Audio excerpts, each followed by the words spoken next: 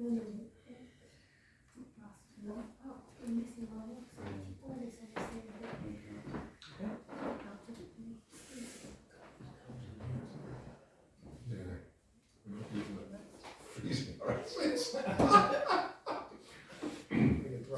Okay, good evening. Meeting of the Sandwich Tollbridge Fund Finance Committee.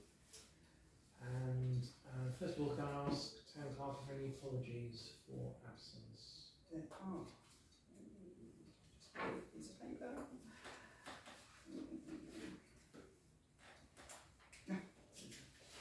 Councillor Green, travel commitment. Councillor Carter, the Mayor, work commitment. Councillor Franklin, personal commitment. And Councillor Ungerson, travel commitment. Thank you. And declarations of interest. Does anybody have any declarations of disclosable pecuniary interests? No? Okay. The minutes of the Finance Committee last meeting, which was held on the 18th of September, I hope everybody's had a chance to look at those. Do we have any comments at all on the minutes? No? Okay. There are two outstanding actions. I'll just quickly refer to those. So they both refer to Finance Meeting 0724, item 6. So the first was for Councillor Green to do a similar exercise that he has done for the Finance and General Purpose Committee. That hasn't been completed yet, but he hasn't been at this meeting tonight or at the previous meeting, so we'll roll that forward to the next meeting. The second action was for the Town Clerk to discuss with the Finance Officer how we might incorporate the museum budget into the more in-depth analysis review of budgets. We have a later agenda item tonight to start off that discussion, so that action is subsumed within the agenda for tonight can be closed. There may be new actions that come out of that discussion, but this action can be closed. Okay. Public participation. No request. No, that's okay. If we could move on to the payment schedules, and I'll do them in the groupings that have been presented to us. First of all, the payment schedules themselves. We have attachments 2A to 2C. They are to approve the Sandwich Tollbridge Fund payment schedule for the end of September and mid-October, approve the Sandwich Tollbridge Fund Guildhall payment schedules for the end of September and mid-October, and to approve the Museum and Archives payment schedule for the end of September 2024. Are there any comments on any of those? No? I've just got one comment. It's just something, Town Clerk, if you could ask Karen to look at this in terms of when we get items included that are confidential. I've exchanged emails with her about this in any case, so I know the reason why they're marked as confidential, but I'm not sure there's restrictions on, for example, using the term salaries within the programme that she's using. So if it can be a bit more specific without naming any individuals, it would help, rather than people who might pick up the papers and say it says confidential, what's going on, if that's okay. Yeah. Or at least ask the question. I'll talk to the RFO about it. Yes. Yeah. Or staff remuneration. Whatever, a generic. Yeah, Ian. Yeah, can I endorse that? I also question this with the RFO. I obviously got an appropriate response, but I understand it's salaries and non-costs, because it covers some other things other than just pure salary. But whichever word I agree with Councillor Chuka that it doesn't look too good to stay confidential. Yeah, I agree with that. So that's just an action to take back and see how if it can be amended. So just to clarify, you don't like the word confidential? That's what it is, yes. Okay. Yes. And I like the words. I like the words. But in the Not in this context. Yeah, I think the point is that if it simply says confidential, it arouses all sorts of possible misinterpretations. Yeah. If it specifies that it's for salaries and other costs or whatever, people will understand much more readily why it can't be disclosed. yeah, and I think the very fact is if you disclose what it is, it's no longer confidential. I think I'll talk to Karen about it, but Yeah, but what you can't do is share individual no, exactly. salaries. I agree. Yeah. So what we're getting in the reports here are rolled up amounts, Mhm. so they will not be attributable to To any- attributable to an individual. Although company accounts or even non-profit accounts, you do generally reveal the highest paid employees' salaries or remuneration. Yeah, I mean it does vary from organisation to organisation. We haven't got a No, policy we haven't got for the that, council. but it is common practice. But not in local government. It's not, No, you know, that's- you wouldn't see the district council disclosing. You know, obviously, if it's salaries, like you say, over an amount, but it's not normal for No. you know people's remuneration to be shared publicly. Any more comments on the payment schedules? If not, I'll ask if somebody's happy to propose approval. Mhm. Thank you, Councillor Black. Martin seconding it. Yeah. And if you can vote on them. Approve them. Thank you. Moving on to the cash book and bank reconciliations, so that's attachment 2D. That's to receive and approve the Sandwich Tollbridge Fund cash book as of the 30th of August. Mhm. Any comments on that? No? Okay, is someone happy to propose that we receive and approve them? Propose. I'm happy. Thank you. So council Danielle. And vote. Mhm. Thank you very much. Moving over the page. The next group are attachments 2E to 2G, and that's firstly to receive and approve the bank reconciliation for Sandwich Tollbridge Fund as of the 30th of August 2024, to receive and approve the bank reconciliation for Sandwich Tollbridge Fund Guildhall as of the 30th of August 2024, and finally to receive and approve the bank reconciliation for Sandwich Tollbridge Fund Museum as of the 30th of August 2024. Mhm. Any challenges, any questions? No. I'm happy to propose those three. Acting Councillor Black seconding, and the vote. Mhm. Approved, thank you. And the final item is the attachment 2H, and that's to receive the Coulter Cheviot reports for September 2024. Any observations on the latest report? When I looked at it, it was very much in line with performance before. Some of us attended a session with Coulter Cheviot, and they did highlight an opportunity. I don't know if anything's been followed up on it, but an opportunity to consider the fund being run on a charity package that they offer, which they suggest incurs less cost and returns greater returns. Now, Yes. any fool, I think, could be easily sold on that, but they were going to provide information on that, I believe, to the town clerk for us, the trustee, rather than the finance committee, to consider whether we do want to change the fund into this different status. So it's a scheme that they've been running, I think, since 2021. Yeah. The council was previously approached but decided not to avail itself of it. But we were certainly encouraged to take a look at it. It's worked well.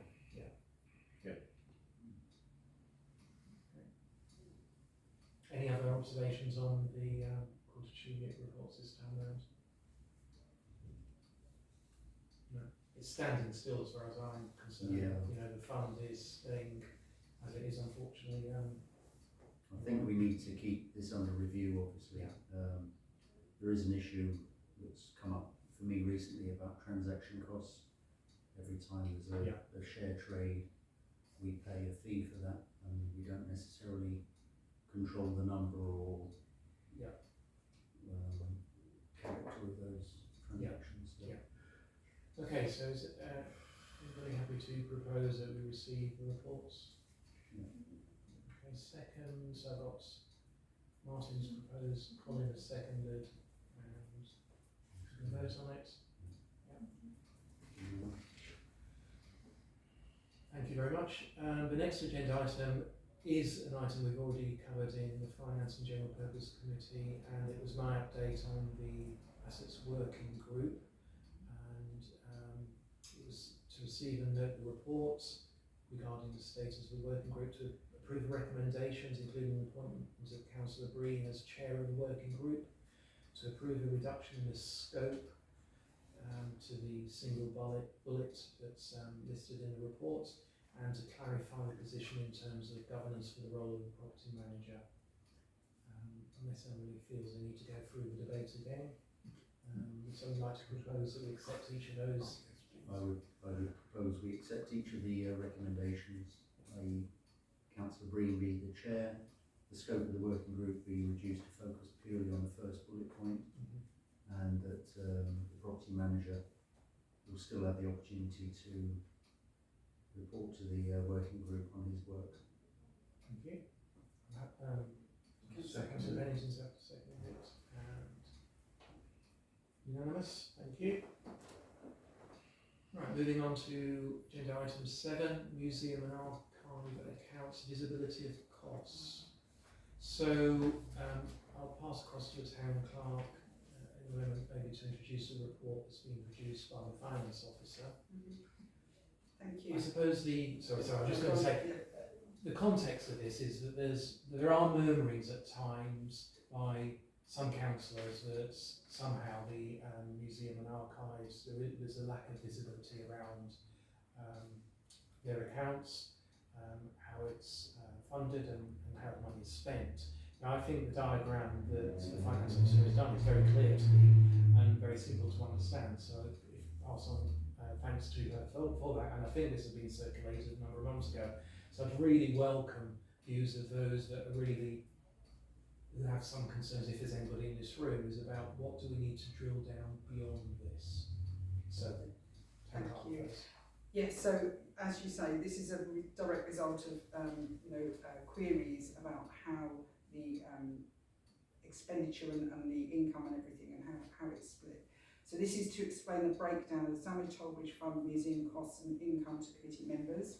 The museum activities are self-supporting, overheads are paid for outside of the museum account, and the attached diagram shows the costs and income attributed to the museum are distributed in each account. So as you say, the diagram that the RFO has provided hopefully is very clear for everybody, and it does split out the income and expenditure and shows the breakdown as well from each account of the expenditure, whether it's the museum account, the Tollbridge Fund account, or the Tollbridge Fund Guildhall account. Thank you. Councillor Miles. Yeah, I mean it is very clear. It might have been helpful just to have a figure against each of these headings, if you like, because clearly the income is minimal and the expenditure is much greater. But I think this diagram exemplifies the complication we have with the Guildhall lease and the split of all the different accounts and so on. I mean, in a normal, ideal world, I suppose the museum would be its own cost centre, where the income and the expenditure are all under one ring-fenced diagram, if you like. But it is something we need to look at in the future. But there's a wider debate there about what the purpose of the museum is and how it's funded. Yes, yes, I know you've mentioned that, Councillor Miles, a number of times. So I think there is a separate piece of work there that needs to at least be explored. But in terms of visibility, has anybody got any concerns about what is produced, what we get to review, and what we get to accept or not? Because it has been mentioned more and more on occasion that there's a sense of a lack of visibility, but for me this is clear. I think this is a very good starting point. Could you thank the RFO for this, please? It's much clearer now. The difficulty is we have an extremely complex arrangement. Yes. And I think the comment that most of these items, if we had some kind of annual summary of what the cost mean, some of them will be absolutely trivial, but others won't be. That would give us a better idea, but it is a bit of a labyrinth trying to get your way around this one. So what I would, just sorry to come back on that, because I volunteered to attend the Museum and Archives Committee meeting this week because they wouldn't have been quorate. And I've seen the papers from that, and actually it does go into that level of detail. The financials are in there. Now, whether that throws up another set of questions, that's a separate point. But actually, a lot of the things that you mentioned, you're on. Yeah, you are. Yes, I'm seeing you there tomorrow. Again? Yes, there are amounts attributed to each of those headings, and so I think that the material's there. Yeah, I'm not on the museum committee, but I'm a great believer that the museum has an awful lot to offer, and if there is a call for greater visibility, it's in my view that we would like to understand better what the museum is doing and how it's achieving and how we can help it. So I suppose that triggers me, Councillor Wiles, is how do we take this forward? Because obviously the Museum and Archives has its own committee. It has its financial information going into there. If there is a requirement to look at the complexity and simplifying, does that sit with that committee? Does it sit with F&GP? Does it sit with STBF Finances? In itself, that's complicated because it can't sit with that committee because that would be like them marking their own work, wouldn't it? So it has to sit at a higher level with FGP initially, I think. Because Museums and Archives Committee reports to F&GP, doesn't it? So, but we're saying it should be the Finance Committee because F&GP is STC, and what we're looking at here is STBF museum account, the Tollbridge Fund account. So you can't actually. Majority of this is under the Tollbridge Fund. So I think if anywhere it should be the Finance Committee. Well, this highlights the absurdity because the precept is paying the salaries. Yes. In most cases. Yeah. So it's. Do you have a proposal, Councillor Wiles, in terms of how we might explore the real? Well, I think it needs to await the result of the Finance and Assets Working Group work around the simplification of the I propose we take that into that working group. We can't make any decisions short term. It has to be a long term review. Yeah. So I'd like to thank, as we already have, Karen for doing that piece of work, but we, from this discussion, agreeing that it will be an integral part to the one remaining item for the working group's progress over the next few months. Okay. Thank you. So what we're saying is this is going to be an action for the working group, the Finance and Assets. It already is an action, so Museum and Archives is mentioned in that terms of reference bullet as far as I recall. I don't think for now, I think in terms of what you've just asked, what I'm responding to is that Councillor Wiles quite rightly says we take it into the working group for now and then we'll bring it back to this committee at some point in the future. Okay? Right, that was the final item, so just quickly go back to the agenda for the date of the next meeting. So did you vote on that as your proposal? Well, we can vote on it, but I'll propose it. yeah, I'll second it because I came up with it. From Colin did. Harry. Thank you. So, date and time of the next meeting, Wednesday the 20th of November, following the STC F&GP committee in this room at whatever time it starts. Thank you very much. Thank you.